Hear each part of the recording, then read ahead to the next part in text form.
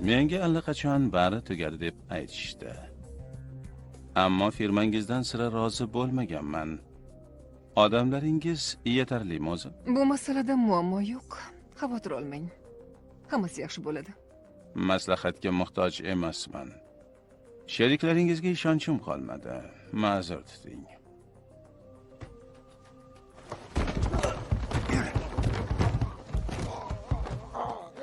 Xodimlar kam degandimi? Janob Zim, menga ishonavering. Birgina ayol yetarli bo'ladi. Mayk, o'ladigan vaqting keldi. Men ham shu fikrdaman. Sen bilan yuzma-yuz kelaman deb o'ylamagandim. Eshikni qulflab o'tiring. Tezda boraman. Jane, balki kerak emasdir. Kerak, Mayk. Kuchingni bir ko'raylik.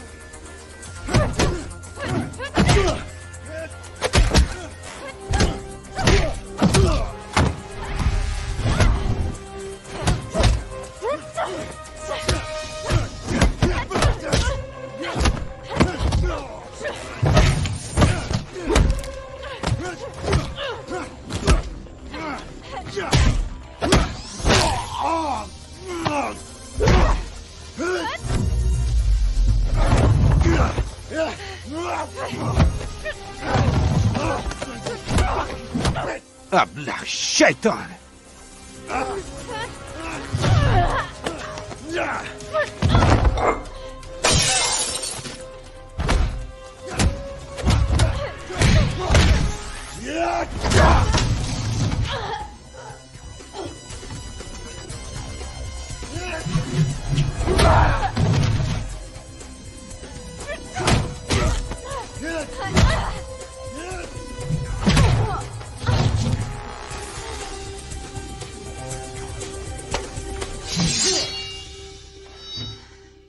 Ziyofat vaqti keldi.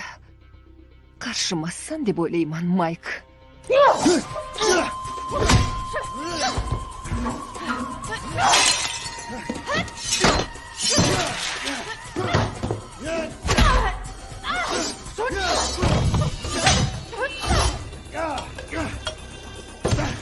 Menga ko'zini suzadi deb o'ylarding-a? Yolg'on deb aytchi. Shunaqa. Shunchaki doim seni o'ldirgim kelgan.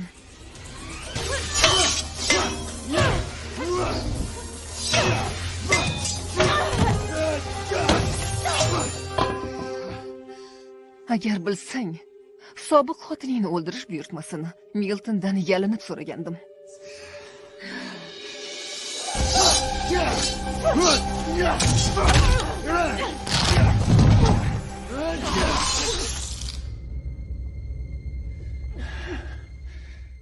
Orzuing amalga oshmabdi-da.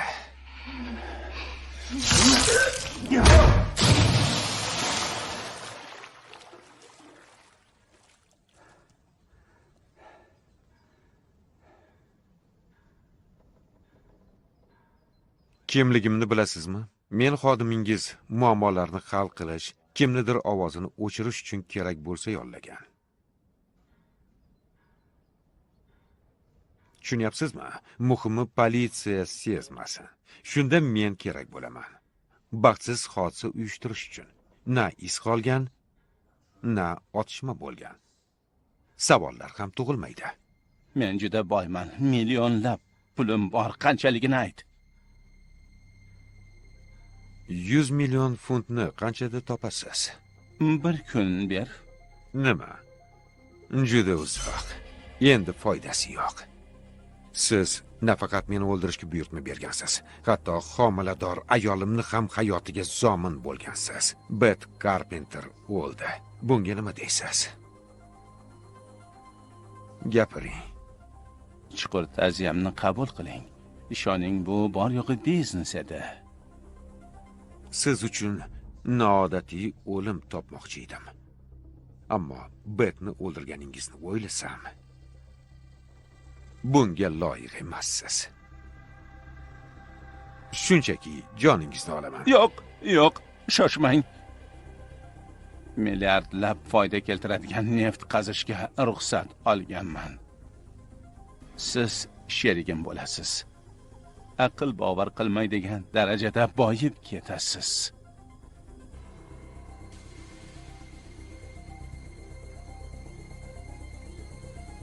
Yo'q, rahmat.